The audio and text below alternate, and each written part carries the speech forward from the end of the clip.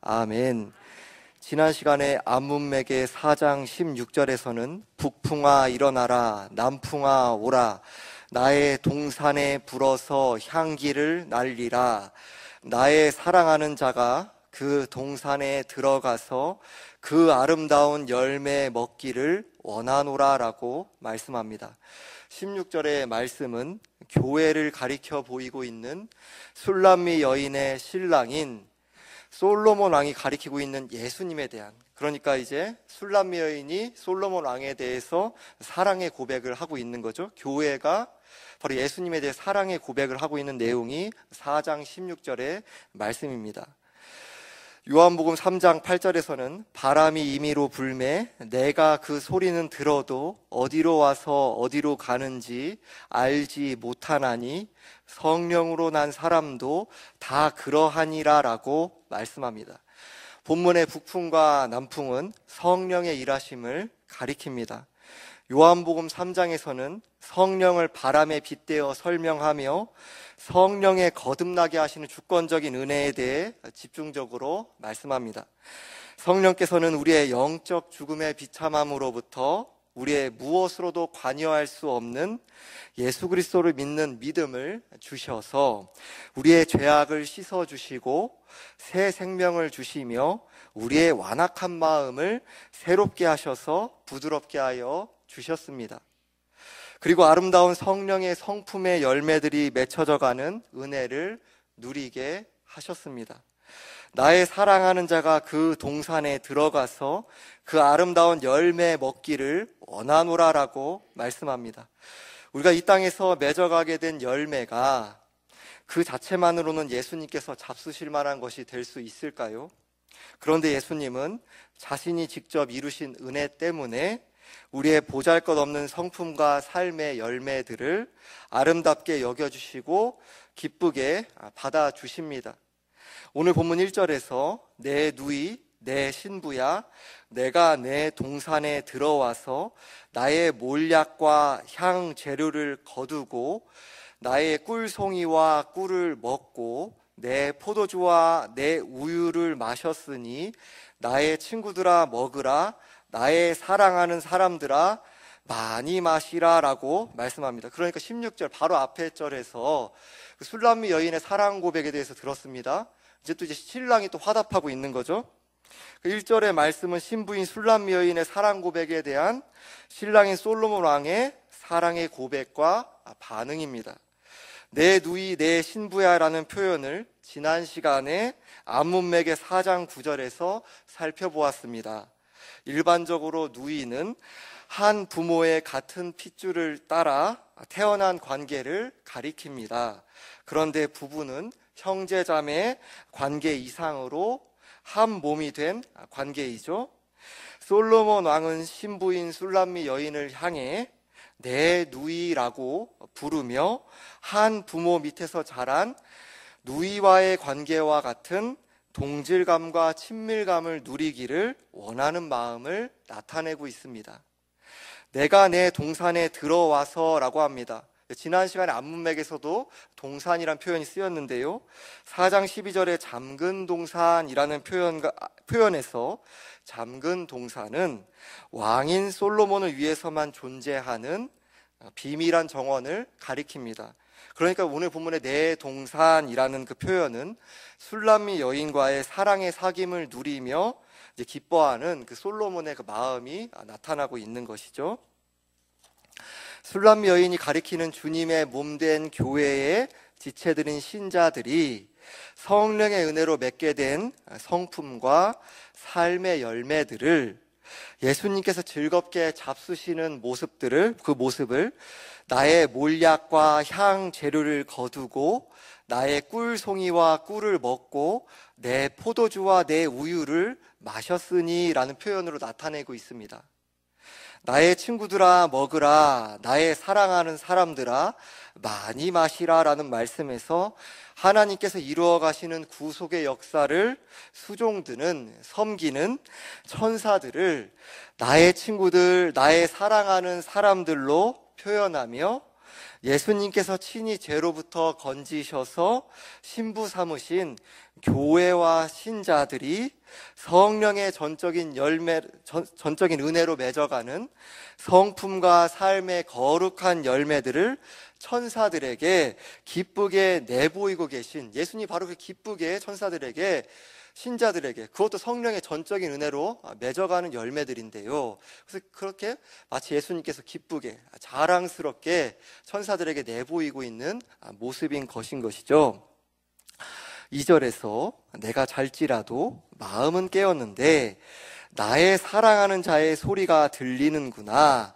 문을 두드려 이르기를 나의 누이, 나의 사랑, 나의 비둘기, 나의 완전한 자야 문을 열어다오. 내 머리에는 이슬이, 내 머리털에는 밤 이슬이 가득하였다 하는구나 라고 말씀합니다. 1절에서의 솔로몬 왕과 술람미 여인의 행복한 사랑의 사귐의 모습과 2절부터는 확연하게 다른 모습으로 갑자기 이렇게 상황이 다르게 전개가 됩니다.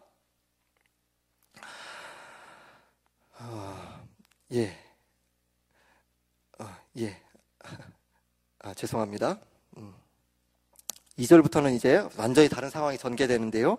내가 잘지라도 마음은 깨었는데 나의 사랑하는 자의 소리가 들리는구나 라는 말씀은 술람미 여인의 말입니다. 2절이 조금 어렵습니다. 2절이 한 사람만의 말이 아니라 지금 술람미 여인과 솔로몬 왕의 말로 나눠져서 이제 기록되어 있으니까 먼저 설명을 다시 한번 드립니다. 내가 잘지라도 마음은 깨었는데 나의 사랑하는 자의 소리가 들리는구나 라는 이 말씀은 술람미 여인의 말입니다. 이전에 아가서를 살펴보는 첫 시간에 아가서의 전반적인 구조에 대해서 말씀을 드릴 때에 아가서의 전체적인 구조의 흐름은 사랑의 시작과 위기와 성숙과 완성으로 구성되어 있다고 말씀을 드렸습니다.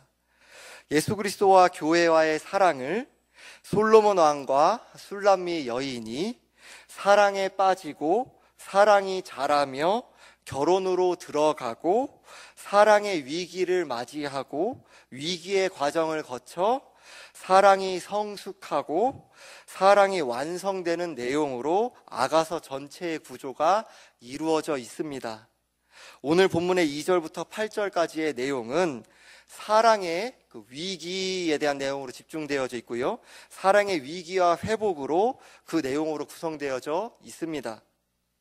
내가 잘지라도 마음은 깨었는데 라는 표현은 술람미 여인이 가리키는 교회의 신앙이 영적으로 무기력해진 것을 가리킵니다. 내가 잘지라도 마음은 깨었는데 라는 표현을 보면 이게 좋은 표현인가 아니면 좋지 않은 표현인가 알쏭달쏭하게 이제 보이실 수 있을 것 같습니다. 이건 지금 심각하게 아주 부정적인 상황에 대한 그 말씀입니다. 신자에게는 마음에 예수 그리스도를 세상 무엇보다 사랑하고 기뻐하는 마음이 성령의 은혜로 주어지게 되었죠. 영적으로 죽어있던 우리의 영혼이 예수 그리스도를 믿음으로 새 생명을 얻게 되었고 새 마음을 얻게 되어 마음의 근본적인 지향점이 예수님을 향하게 되었습니다. 마음은 깨었는데 라는 표현은 예수님을 향하는 결코 지워지지 않는 마음이 신자에게 이루어지게 된 것을 가리킵니다. 내가 잘지라도 마음은 깨었는데 그 마음은 이제 아무리 심각한 상황에서 아무리 파묻힌 것 같은 상황에서도 완전히 지워진 것은 아니에요. 그러나 이러한 마음이 우리의 반응과 상관없이 언제나 예수님을 사랑하고 기뻐하는 마음으로 충만하게 유지되는 것은 아닙니다. 우리의 마음이 마치 잠자는 것처럼 죄의 소욕을 따라 무기력해지게 될 위험이 언제나 신자에게는 가까이 있는 것입니다. 문을 두드려 이르기를 나의 누이, 나의 사랑, 나의 비둘기, 나의 완전한 자야. 문을 열어다오. 내 머리에는 이슬이, 내 머리털에는 밤 이슬이 가득하였다 하는구나 라는 말씀은 솔로몬 왕의 말입니다. 솔로몬 왕의 머리가 이슬로 젖어 있습니다. 이슬로 젖어 있을 정도면 이제 어느 정도의 기간을 밖에 서 있어야겠는가 생각해 보시기 바랍니다. 내 머리털에는 밤 이슬이 가득하였더라고 더욱 자세하게 설명하고 있습니다. 밤새 솔로몬이 문 밖에 서 있으며 밤 이슬로 머리털이 가득할 정도로 술람미 여인에게 냉대를 받으며 문을 두드리고 있었다는 것을 보게 됩니다. 한 나라의 왕이 아무도 주목하지 않는 시골 여인인 술람미 여인과 부부의 관계를 맺게 되어 술람미 여인은 왕후가 되는 생각할 수도 없었던 사랑과 은혜를 받게 된 것인데 어처구니가 없을 정도로 바로 이 솔로몬 왕이 냉대를 받고 있는 모습을 보게 되는 것이죠. 솔로몬 왕은 이러한 와중에도 나의 누이, 나의 사랑, 나의 비둘기, 나의 완전한 자야 라고 술람미 여인을 부르고 있습니다.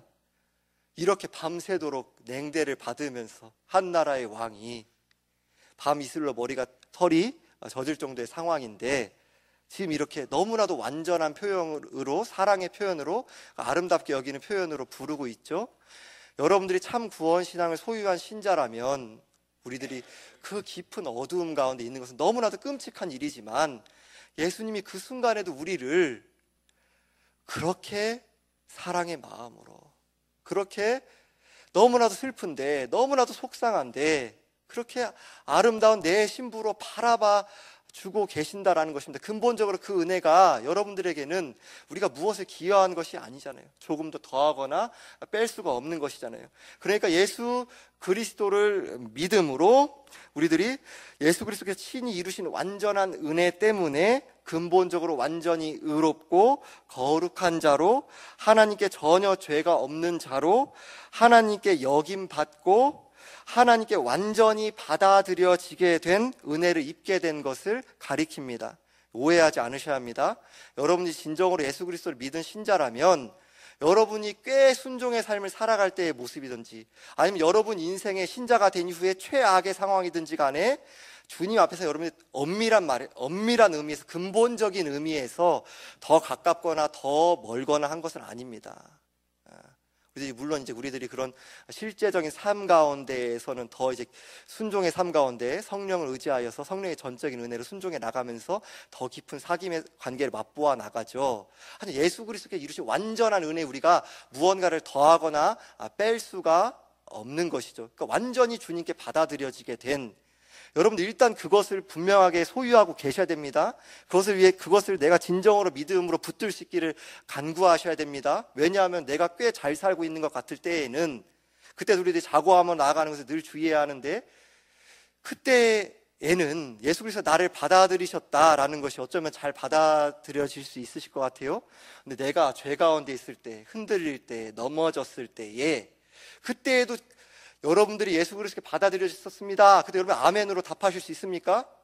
여러분 어떤 상황에서 예수님께서 이루신 은혜 때문에 완전히 받아들여지게 된 것이에요.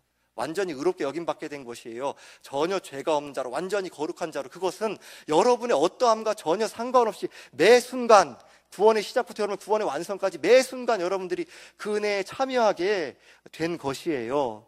우리들이 그 은혜 가운데 분명하게 서 있어야, 더 뿌리 내려야 여러분들 앞으로 이제 뒤에 이어서 살펴보는 그 내용들 가운데서 온갖 거짓된 것들, 온갖 자기의, 온갖 나의 우상숭배, 여러 가지 세상에 죄악된 거짓된 가치관들 물리쳐 나갈 수가 있는 거예요. 성령의 전적인 은혜로. 근본적 그 정체성은 누구도 흔들 수가 없다. 예수님이 나에게 전적인 은혜 허락하셨다. 그것을 굳게 붙들어 가야 하는 것입니다. 우리가 세상을 사랑하여 영적인 잠에 푹 빠져 있을 때의 모습이 이렇게 한 나라의 왕이 왕으로 삼은 시골 여인에게 냉대를 받는 것 그 이상으로 만왕의 왕이시며 만주의 주이신 주님을 저 구석에 밀어넣고 무심하게 여기는 모습과 같은 것입니다. 아모스 3장 2절에서는 내가 땅의 모든 족속 가운데 너희만을 알았나니 그러므로 내가 너희 모든 죄악을 너희에게 보응하리라 하셨나니라고 말씀합니다. 하나님께서는 북이스라엘 백성을 향해 내가 땅의 모든 족속 가운데 너희만을 알았나니라고 합니다. 여기에서 알다라는 것은 사랑의 사귐을 가리킵니다. 그런데 북이스라엘 백성의 반응은 하나님을 배신하고 우상을 사랑한 것입니다. 오늘날 우리들로 말하자면 돈과 권력과 명예와 쾌락을 하나님보다 더 사랑한 것입니다. 너희 모든 죄악을 너희에게 보응하리라 하셨나니 라고 합니다. 징계를 경고하며 강한 회개의 촉구를 하고 있는 것입니다. 오늘 본문의 솔로몬 왕이 문을 두드리고 있는 것도 영적 잠에 빠진 교회를 향한 예수님의 회개의 촉구를 가리키고 있습니다. 여러분들이 방금 말씀드린 근본적인 의롭게 여김받는 진정으로 참 구원받은 신자라면 그 은혜가 결코 취소되지 않는 것이지만 우리 하나님은 사랑의 하나님이시며 또 완전한 공의의 하나님이십니다. 그 죄악을 미워하십니다. 거룩하신 하나님은 죄에 대해 진노하십니다. 죄에 대해 불쾌하십니다. 죄악을 혐오하십니다. 내 사랑하는 신부가 죄와 가까이 하는 것을 결코 원하지 않으시고 그대로 방관하지 않으십니다.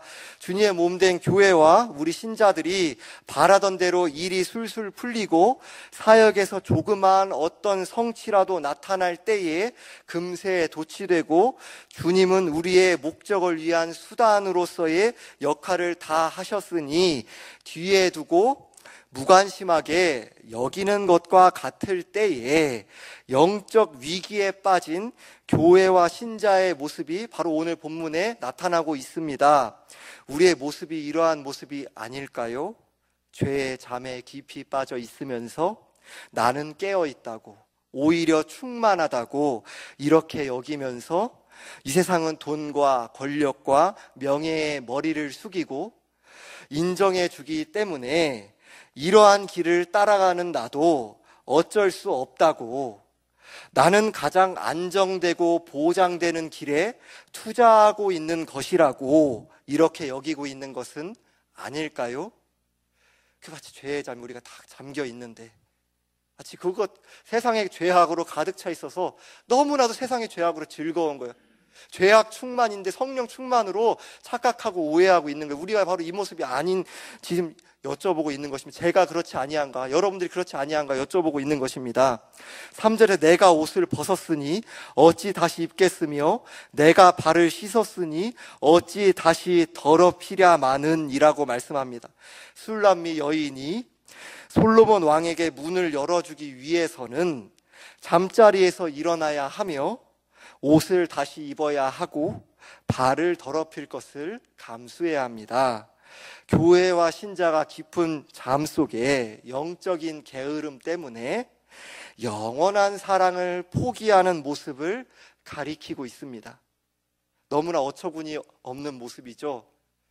이렇게 정말 너무나도 말도 안 되는 모습인데 이 모습이 바로 우리가 죄 가운데 빠져들어갈 때 모습이 바로 이 모습인 것입니다. 옷을 다시 입는 귀찮음과 발을 더럽히는 것을 싫어하는 것처럼 굉장히 작아 보이는 사소한 안일함과 부주의함이 깊은 죄악과 영적인 메마름과 황폐함으로 이어지게 될 수 있다는 것을 나타내고 있습니다. 성령의 은혜를 구하며 죄와 싸워가고 진리에 순종하기를 힘쓰는 데 있어서 우리는 작아 보이는 죄와 순종의 문제를 아무리 작아 보이는 것이라 한다 하더라도 내 주관으로는 작아 보일 수 있겠지만 결코 가볍게 여겨서는 안 된다는 것을 오늘 본문은 가리키고 있습니다. 영적인 깊은 잠에서 귀찮아하는 술람미 여인의 모습처럼 우리가 주님을 사랑하는 마음으로 자기를 부인하며 주님을 기꺼이 따르기를 주저할 때에 우리의 마음의 상태는 중립적인 것이 아닙니다. 여러분들, 엄밀히 말하면 내가 중립적이라는 것은 성경적인 의미에서 중립적인 상태가 아닙니다. 왜냐하면 여러분 거룩의 표준이신 예수님을 향하여서 닮아나가는 데 있었는데, 그렇게 자라가고 계신데 성령님이 여러분 안에 계시잖아요. 근데 내가 중립적인 상태 가운데 영적 생명을 소유했는데 그대로 있다? 그건 내가 죄 가운데 나아가고 있는 것이지 중립의 상태가 아닙니다. 성경의 그 가르침에 따르면 그것이 아닙니다. 육신의 평안을 무엇보다 우선시하거나 세상을 사랑하는 마음으로 기울어져 있는 영적인 어두움 가운데 깊이 빠져들어가고 있는 것과 같습니다. 4절과 5절에서 내 사랑하는 자가 문틈으로 손을 들이밀매 내 마음이 움직여서 일어나 내 사랑하는 자를 위하여 문을 열 때 몰약이 내 손에서 몰약의 즙이 내 손가락에서 문빗장에 떨어지는구나 라고 말씀합니다. 솔로몬 왕은 문을 두드리며 밤이슬에 머리털이 가득하였지만 포기하지 않고 문틈으로 손을 내밀었습니다. 신자를 향하신 예수님의 마음은 우리의 완고함과 부패함을 깨며 또 부수고 포기하지 않는 사랑과 은혜와 열심으로 문틈으로 신자의 마음의 은혜를 베푸시며 죄를 각성하게 하시고 자신이 망각하고 있는 영원한 사랑과 은혜를 깨닫게 하십니다. 그대로 내버려 두지 않으시는 거죠. 멸망의 길로 그대로 가도록 내버려 두지 않으시는 거죠. 내가 죄 가운데 그대로 고집스럽게 회개하지 않고 끝까지 나아간다. 끝까지 나아간다. 내가 참 구원신앙을 소유하지 않은 것일 수 있습니다. 만약에 그대로 고집스럽게 끝까지 나아간다 하면 참 구원신앙 엄밀히 말하면 소유한 것이 아닙니다. 술람 여인은 문틈으로 내 사랑하는 자가 손을 내미는 모습을 보고 자신이 어떠한 어리석음 가운데 사랑하는 솔로몬 왕을 무관심으로 냉대하였는지를 깨닫고 일어나서 손에 몰약을 바르고 정성껏 환영의 마음으로 솔로몬 왕을 위해 문을 열었습니다. 이러한 사랑과 환영의 마음이 몰약의 즙이 솔람미 여인의 손가락에서 문빗장에 떨어지는 모습에 표현되고 있습니다. 문을 두드리고 문틈에 손을 내미시며 신자의 완고하고 완악한 마음을 친히 두드리고 깨트리시는 예수님의 은혜로 신자가 죄에 침잠한 심히 연약한 상태에서 회개하며 주님을 사모하는 마음으로 나아가는 모습을 가리키고 있습니다. 히브리서 9장 14절에서 15절에서는 하물며 영원하신 성령으로 말미암아 흠없는 자기를 하나님께 드린 그리스도의 피가 어찌 너희 양심을 죽은 행실에서 깨끗하게 하고 살아계신 하나님을 섬기게 하지 못하겠느냐. 이로 말미암아 그는 새 언약의 중보자시니 이는 첫 언약 때에 범한 죄에서 속량하시고 주구사 부르심을 입은 자로 하여금 영원한 기업의 약속을 얻게 하려 하심이라 라고 말씀합니다. 우리가 성령의 은혜로 영적인 죄의 깊은 잠 가운데 빠져들어 있었다는 것을 깨닫고 우리의 양심이 짓눌릴 때에 내가 무슨 자격이 있어서 주님을 섬길 수 있겠는가 이렇게 생각하며 예수님에게서 멀어지는 길로 나아가서는 안 된다라는 것을 가리키고 있습니다. 예수님께서 전적인 은혜로 이루신 일 때문에 우리는 아무리 연약한 때에도 계속해서 살아계신 하나님을 섬길 수 있다는 것을 말씀하고 있습니다. 제사장이신 예수께서 죄인들의 죄를 대신해 십자가에서 자기 몸을 찢으셔서 완전한 화목제물로 자신을 드림으로 하나님과 우리와의 화목을 이루신 새 언약의 중보자이신 예수 그리스도를 의지하여 우리는 어느 때에라도 은혜의 보좌 앞에 긍휼과 자비하심을 바라며 하나님 앞에 때를 따라 돕는 은혜를 구하며 겸손함과 담대함으로 나아갈 수 있는 것입니다. 어느 때라도 겸손함과 담대함으로 나아갈 수 있는 것이에요. 그 히브리서 4장이 우리에게 그렇게 말씀하고 있는 것 아닙니까? 오직 예수 그리스도께서 이루신 일 때문에 뒤로 물러가 멸망할 자가 아니다. 배도의 길 가운데 끝까지 나아갈 자가 아니다. 뒤로 물러가는 자를 끝까지 나아간다면 그것은 신앙이 위축되는 것이 아니라 계속 그러한 자로 길로 나아간다면 참 구원신앙을 소유한 것이 아닐 수도 있다. 굉장한 핍박 가운데 유대교로 돌아가려고 하는 그 유대교에서 회심한 그리스도인들에게 히브리서가 마치 배도의 상태에 있는 것과도 같다라고까지 그렇게 경고하고 있는 것은 자신의 구원신앙을 돌아보기 위함이며 또한 참 신자가 자신을 각성하고 그것 가운데서 참 구원신앙을 소유한 신자라면 그대로 머무르지 않는다. 반드시 회개하고 주님을 의지하여 앞으로 나아간다. 그런 특성을 지닌다. 히브리서는 우리에게 그것을 말씀하고 있는 것입니다. 내가 바라는 대로 일들이 잘 풀리고 내가 이쯤이면 괜찮다는 그 마음으로 나 자신을 의지하여 주님을 섬길 수 있다고 생각하는 때가 있다면 그것은 저주입니다. 우리가 상대적으로 보다 괜찮아 보이든 때이든지 부족해 보이든 때이든지 유일한 중보자 되신 예수님을 의지하여 살아계신 하나님을 섬길 수 있는 것입니다. 우리가 착각하고 오해할 때가 있는 것뿐이지 우리가 앞서가는 것 같을 때 뒤서져 가는 것 같을 때 예수 그리스도를 의지하여 하나님께 나아가고 섬겨 나갈 수 있는 것이지 우리가 그것 가운데 뭔가를 더한다? 자기를 의지하는 거잖아요. 자기 의 가운데 빠져 있는 거잖아요. 저주이잖아요. 우리가 그것을 생각해야 하는 것이죠. 그런 은혜 가운데 우리 더욱 뿌리 내려갈 강구해 가야 하는 것이죠.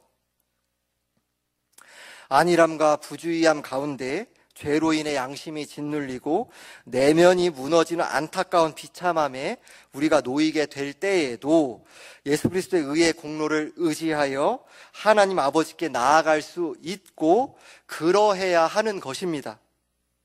우린 죄를 슬퍼하며 죄를 미워하고 죄를 회개하며 죄 사함의 은혜를 누리고 우리와 연합하신 예수를 의지하여 거룩의 은혜를 공급받아야 합니다. 우리 안에 푹 빠져 있거나 뒤로 물러나는 것이 아니라 주님을 의지하여 하나님께 나아가며 회개하고 은혜를 구하는 것이 영적인 침체와 무기력에서 벗어나 하나님과의 사랑의 관계를 회복하며 다시금 진리를 따라 영적인 성숙으로 나아가는 유일한 길인 것입니다. 이것은 여러분들이 상대적으로 어두움 가운데 있을 때, 상대적으로 진리의 말씀, 성령의 은혜로 말미암아 붙들고 있을 때인지 동일한 원리로 언제나 동일하게 우리는 예수를 바라보고 예수께 나아가는 길 외에 다른 길이 없는 것입니다. 우리도 영적인 성숙으로 나아가는 그 유일한 길은 예수를 바라보고 예수께 나아가는 것입니다. 우리 계속 이러한 진리의 말씀을 듣죠. 이 예수를 바라보고 예수께 나아간다는 이 표현 하나에만 해도 어마어마한 그 진리가 담겨져 있죠. 그것 가운데 제가 어찌 감히 다 설명한다 할 수 있겠습니까? 단 한 가지를 진리의 말씀에 근거하여 성령님의 깨우쳐신 은혜로 말미암아 말씀을 드리면, 그러니까 방금 설명을 드린 것처럼 우리가 어떤 연약한 위치에 있든지 아니면 어떻게 진리의 말씀에 붙드는 위치에 있든지 간에 우리들이 예수 그리스도를 의지하여 하나님께 나아가고 또 예수 그리스도의 의와 거룩과 속량함이 되시는 분 아닙니까? 예수를 그러니까 바라봐야 되는 거죠.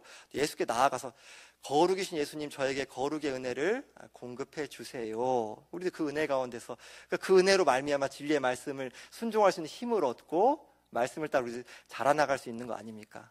우리들이 제 가운데서 영적으로 무기력해져 있을 때 우리 주님은 날 결코 부끄러워하지 않으신다. 주님, 이러한 죄인을 불쌍히 여겨주세요. 용서해 주세요. 제가 잘못했습니다. 주님 앞에, 저를 받아 주님 앞에 겸손함과 온유함과 담대함으로 나아갑니다. 그 가운데서 예수를 바라보고 다시금 거룩을 향해, 진리의 말씀을 향하여서 나아갈 수 있는 힘을 저에게 주세요. 그런 은혜를 주세요. 진리의 말씀과 기쁨으로 나아갈 수 있도록 도와주세요. 이번 한 주간 성령의 은혜로 말미암아 조금 순종의 삶이 나의 삶 가운데 조금 더 뚜렷하게 나타났습니다. 그렇다면 주님 감사합니다. 예수를 바라보고 예수께 나아갑니다. 예수 거룩의 은혜 공급해 주세요. 주님 의지하여 더욱 순종의 삶으로 주님의 기쁨이 되는 삶 살아가기 원합니다. 도와주세요. 우리들이 그러한 은혜 가운데 예수를 바라보고 예수께 나아가는 길 외에는 다른 영적인 성숙의 길이 없는 것입니다. 오늘 보면 6절에서 내가 내 사랑하는 자를 위하여 문을 열었으나 그는 벌써 물러갔네. 그가 말할 때에 내 혼이 나갔구나. 내가 그를 찾아도 못 만났고 불러도 응답이 없었노라라고 말씀합니다. 예수님의 은혜로 자신의 죄에 대한 각성과 회개하는 마음으로 주님께 나아갔지만 예수님께서 공의의 징계로 신자의 마음을 낮추시는 것을 가리킵니다. 사랑하기 때문에 사랑의 매를 드신 겁니다. 사랑하기 때문에 죄를 없는 것처럼 대충 그냥 넘어가시지 않으시는 겁니다. 우리가 죄를 꽉 붙잡고 자신을 의지하는 어리석음에서 성령의 은혜로 회개하며 마음이 낮아져서 주님을 의지하는 신앙으로 향하게 되는 것이 복이며 은혜입니다. 오히려 세상을 의지하고 우리를 자랑하는 마음이 무너지고 우리의 인간적인 힘을 자기 부인하며 포기하게 되는 것이 은혜입니다. 내가 부인되고 성령을 의지하는 것이 자기 충만의 어두움에서 성령의 충만함으로 회복되는 은혜를 누려가는 것입니다. 그 누리는 그 회복의 길로 우리들이 나아가는 것입니다. 내가 아직 구원을 받지 못한 자라면 동일하게 예수를 바라보고 예수께 나아가는 거죠. 내가 나 자신을 의지하고 내세우는 교만함과 허영의 마음에서 율법의 말씀을 깨닫게 하시는 성령의 은혜로 내가 지옥에서 영원토록 심판을 받을 자라는 것을 깨닫고 나에 대해 절망하며 구원자를 갈망하게 되는 것이 은혜입니다. 갈라디아서 3장 10절에 무릇 율법 행위에 속한 자들은 저주 아래에 있나니 기록된 바 누구든지 율법 책에 기록된 대로 모든 일을 항상 행하지 아니하는 자는 저주 아래에 있는 자라 하였음이라 라는 말씀과 같이 율법의 절대적인 기준 앞에 내가 지옥에 가게 될 죄인이라는 것을 각성하게 되는 것만으로는 구원을 받게 된 것이 아닙니다. 나 자신에게 근거한 모든 구원의 가능성을 자기 부인하며 죄인들의 죄를 대신해 십자가에 죽으시고 부활하신 예수 그리스도를 나의 유일한 구원자가 되시며 나의 주인이신 주님으로 믿는 믿음에 자신을 전적으로 내어 맡기는 자만이 구원과 죄사함과 거듭남의 은혜를 누리게 되는 것입니다. 나에 대한 구원의 가능성에 대해 전부 포기하는 것입니다. 성령의 은혜로 말미암아. 예수 그리스도를 믿는다라는 것은 내가 믿습니다라고 생각으로 잠시 이렇게 스쳐 지나가듯이 어떤 지식의 체계를 단지 내가 갖췄다, 교리의 체계를 단지 갖췄다, 많이 안다, 이것만으로 여러분 구원이 보장되지 않습니다. 예수 그리스도를 나의 유일한 구원자가 되시는 분, 나의 주인이신 주님이 되시는 분, 주님이라 하면 죄를 꽉 붙잡고 있으면서 주님이라 할 수 없는 거잖아요. 죄된 부분들 고집스러운 죄에서 회개하며 예수 그리스도를 믿는 믿음에 나 자신을 전적으로 의탁하는 믿음, 이러한 죄인을 불쌍히 여겨주옵소서. 그 믿는 믿음, 예수를 믿는 믿음에 자신을 전부 맡기는 그 믿음으로만 구원을 받고 죄 용서함을 받고 거듭남을 받는 것입니다. 다른 길은 없습니다. 7절에서 성 안을 순찰하는 자들이 나를 만남에 나를 쳐서 상하게 하였고 성벽을 파수하는 자들이 나의 겉옷을 벗겨 가졌도다라고 말씀합니다. 신자가 교회의 공적인 예배 때에 말씀의 사역자들의 책망과 신자들 사이에서의 권면을 통해 성령께서 자신의 죄악을 더욱 밝히 깨닫고 부끄러워하도록 은혜를 베푸시는 것을 가리킵니다. 오늘 본문 1절에서의 주님과의 연합의 기쁨과 복됨을 누리던 교회와 우리 신자들이 영적인 태만함과 부주의함과 안일함 가운데 주님과의 복된 사귐을 상실하고 황폐함과 메마름의 비참함에 고통스러워할 때가 얼마나 지금까지 많았는가요? 좀 더 내 육신이 안락하고 죄의 쾌락을 즐거워하려고 영적으로 잠을 자며 좀 더 돈을 벌려고 좀 더 성공하려고 주님을 뒤에 밀어두고 세상을 사랑하며 세상의 온갖 방법에 타협하다가 마치 주님을 잃어버린 것 같은 영적인 무기력함에 빠질 때가 얼마나 많았습니까? 이러한 죄의 잠에서 죄를 깨닫고 뉘우치며 회개하게 된 것이 은혜입니다. 당장은 고통스럽다 한다 하더라도 그것이 은혜입니다. 그대로 가면 지옥으로 가는 것이잖아요. 영원한 저주와 심판과 정죄의 길로 가는 것이잖아요. 우리를 그러한 길로 내버려 두지 않은 것이 은혜입니다. 복음의 말씀과 함께 일하시는 성령의 역사로 나 자신의 일생 동안 스스로 지켜오고 지탱해온 거짓 근거와 토대가 허물어지고 나의 오만함과 자존심이 무너지며 예수 그리스도를 믿는 믿음에 나 자신을 전적으로 의탁하게 된 것이 주님의 측량할 수 없는 은혜입니다. 오늘날 우리들이 자신의 죄를 합리화하고 방패막이하며 회피하는 데 있어서 큰 영향을 끼치는 시대 정신 중에 하나는 기질과 심리학을 악용하는 데 있습니다.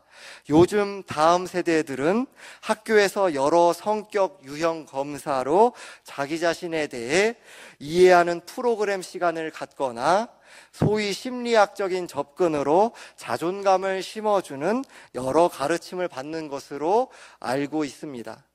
작년 세대들도 이 시대의 문화의 방향을 따라 여러 기질이나 성격 유형이나 심리학적인 접근으로 자신이나 타인을 이해하는데 영향을 받으신 분들이 계실 것입니다. 이러한 도구들과 학문들이 아무런 의미가 없다거나 자체가 죄라는 것이 아닙니다.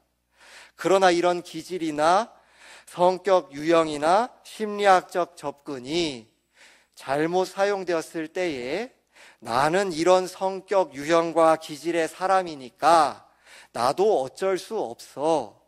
나는 이렇게 타고난 사람이니까 나에게 가족이나 주변 사람들이 다 맞춰주고 날 이대로 받아줘야 해.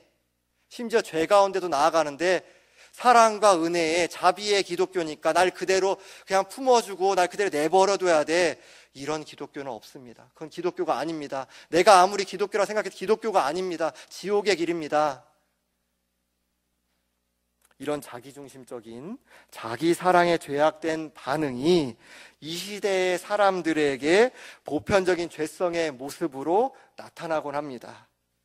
그러나 9가지 성품을 말하지만 하나의 열매를 말씀하는 성령의 열매에 관한 말씀이나 팔복이란 8가지 특성을 말하지만 하나의 복을 말씀하는 말씀들이 신자라면 성령의 은혜로 거룩하게 빚어진 각각의 성품과 특성이 정도의 차이는 있을 수 있지만 조금도 나타나지 않고 시간이 지나도 그 영적 생명으로 말미암아 조금도 자라가고 있지 않다면, 아무리 미약하더라도 자라가고 있지 않다면 참 구원신앙을 소유한 것이 아닐 수도 있다라는 것을 성경의 증언에 대해 자신을 점검하고 심각하게 고민해 가야 하는 것이죠.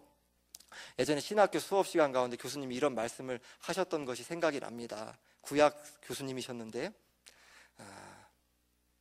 나는 성격이 급한 사람입니다. 나는 성격이 급한 사람이니까 그냥 제가 10년 지나도 20년 지나도 그냥 난 성격이 급한 사람이니까, 물론 이 성격이 급한다는 것이 이제 죄악된 걸로 쓰이는 경우를 말씀하는 거죠. 이 성격 급한 대로 날 그냥 내버려 두세요. 난 이렇게 타고났으니까. 이제 그것이 제대로 된 것이냐, 그 성경이 말씀하는 것이냐, 이렇게 수업 시간에 물으셨던 것이 생각이 나요. 이제 그건 기독교가 아닙니다, 여러분들. 근데 뭐 내가 뭐 이제 지금 급하냐 느긋하냐 이걸 말씀하는 그거 아닌 거 아시죠? 내 성격이 지금 어떠하니까 그러한 것으로 나의 성격, 뭐 심리학, 뭐 자기중 성격 유형 검사 이런 것으로 나 자신의 그 죄악을 내 성품이 성령으로 말미암아 거룩하게 자라가지 않는 것을 합리화할 수 없다라는 것입니다. 그리고 이 세상에서 말하는 자존감과 자신감은 자기에게 근거한 무언가를 의지하고 자기로 충만해지고 자기를 강화하며 자기중심적인 자기 사랑을 의미하는 경우가 많이 있죠. 성격이 말씀하는 자기 부인과 정반대를 말하고 있는 것입니다. 우리는 구원의 시작과 과정과 완성까지 자신에게 근거해서 내세울 것이 전혀 없습니다. 분별해 가야 합니다. 자기를 의지하는 것은 저주입니다. 우리의 정체성은 값없는 은혜, 차별 없는 은혜로 우리를 자녀 삼아주신 하나님의 사랑, 자신을 내어주신 예수님의 은혜에 있는 것입니다. 여기에 무언가를 더하거나 뺄 수 없는 것입니다. 이미 세상 무엇과도 바꿀 수 없는 모든 것을 여러분들이 참 구원신앙을 소유한 신자라면 이미 모든 것을 받은 것입니다. 8절에서 예루살렘 딸들아 너희에게 내가 부탁한다. 너희가 내 사랑하는 자를 만나거든 내가 사랑함으로 병이 났다고 하려무나라고 말씀합니다. 성령께서 신자를 멸망의 길로 내버려 두지 않으시고 회개하도록 긍휼을 베푸셔서 예수님을 사랑하는 마음을 회복시켜 주신 은혜를 가리키고 있습니다. 오늘 본문을 통해 함께 살펴본 것처럼 은혜가 충만한 생활을 누리다가 육신의 안일함과 세상으로 기울어져 가는 죄성을 부주의하게 방치하며 영적인 어둠 속에서 고난을 당하기도 하는 연약한 우리가 무엇에 소망을 두어야 하겠습니까? 지난 시간에 스가랴 4장 6절에 그가 내게 대답하여 이르되 여호와께서 스룹바벨에게 하신 말씀이 이러하니라. 만군의 여호와께서 말씀하시되 이는 힘으로 되지 아니하며 능력으로 되지 아니하고 오직 나의 영으로 되느니라 라는 말씀에 대해 잠시 살펴보았습니다. 주님의 몸된 교회는 사람의 힘과 능력이 아닌 오직 성령으로 세워져 간다는 것입니다. 이어지는 스가랴 4장 7절에서 9절에서는 큰 산아 내가 무엇이냐 내가 스룹바벨 앞에서 평지가 되리라. 그가 머릿돌을 내놓을 때에 무리가 외치기를 은총이 그에게 있을지어다 하리라 하셨고 여호와의 말씀이 또 내게 임하여 이르시되 스룹바벨의 손이 이 성전의 기초를 놓았은즉 그의 손이 또한 그 일을 마치리라 하셨나니 만군의 여호와께서 나를 너희에게 보내신 줄을 내가 알리라 하셨느니라 라고 말씀합니다. 주님의 몸된 교회는 죄인들을 위해 자신을 십자가에 내어주신 예수 그리스도의 구속의 전적인 은혜로 세워졌고 시작되었습니다. 큰 산아 내가 무엇이냐 내가 스룹바벨 앞에서 평지가 되리라라는 말씀과 같이 주님의 몸된 교회와 우리 신자들에게 죄의 부패함과 사단의 미혹과 세상의 가치관이 끊임없이 우리를 위협해도 어떤 큰 산과 같은 어려움도 우리의 대장 되신 예수님 앞에서는 평지와 같습니다. 주님께서 어떤 고난도 견뎌가며 극복해 가도록 예수님과 연합하게 된 교회와 신자를 친히 붙드시고 은혜를 베푸시며 진리의 말씀으로 끝까지 거룩하게 세워가십니다. 포로 귀환 공동체의 지도자인 유다 지파의 왕족인 여호야긴 왕의 손자인 스룹바벨은 예수 그리스도를 예표하는 인물입니다. 그가 머릿돌을 내놓을 때에 무리가 외치기를 은총이 그에게 있을지어다 하리라 하셨고 라는 말씀과 같이 예수님이 교회에 결코 무너지지 않는 모퉁이 돌이 되어주시는 은총을 베풀어 주셨습니다. 스룹바벨의 손이 이 성전의 기초를 놓았은즉 그의 손이 또한 그 일을 마치리라 라는 말씀과 같이 시작하신 예수님이 전적인 은혜로 끝까지 완성하십니다. 우리의 구원의 시작과 과정과 완성까지 모두 전적인 예수 그리스도의 은혜입니다. 기도드리겠습니다. 하나님 아버지, 우리가 이러한 때를 기회로 삼아 자신을 점검할 수 있도록 적당히 덮어두며 우리의 마음의 불편함을 회피하며 가리지 않을 수 있도록 은혜를 베풀어 주옵소서. 마치 알사탕을 혓바닥에 밑에 감추고 살살 녹여 먹듯이 사람의 눈은 속여도 하나님의 눈은 결코 피할 수 없다라는 전능하신 하나님 앞에 서 있다라는 것을 기억하게 하시고, 우리가 죄의 고집스러움 가운데 붙잡고 있는 것은 결코 그 자리는 구원신앙을 소유한 것이 아니라는 것을 참으로 진지함으로 주께서 베푸시는 성령의 각성함으로 점검해 나갈 수 있도록 은혜를 베풀어 주옵소서. 이 세상의 죄와 죄의 그 달콤함, 돈과 권력과 명예와 쾌락과 힘과 능력과 지식과 나의 배경과 관계와 자원과 가문과 나의 성취와 업적과 여러 가지, 이 세상의 여러 가지 훈장들, 거짓 것들, 그것을 의지하는 것은 저주의 길이라는 것을 우리들이 기억할 수 있도록 은혜를 베풀어 주옵소서. 우리 중에 구원 신앙을 은혜로 소유하지 못한 자가 있다면 나에 대해서 절망하게 하시고, 나에 대해 무너지게 하시고, 이 세상에 말한 소위 자존감, 자존심이 무너지게 하시고, 자기 방패, 자기의 철옹성이 무너지게 하시고, 예수 그리스도 나의 유일한 구원자요 나의 주인신 주님으로 믿는 믿음을 우리 가운데 허락해 주셔서 거듭남의 은혜를 베풀어 주옵소서.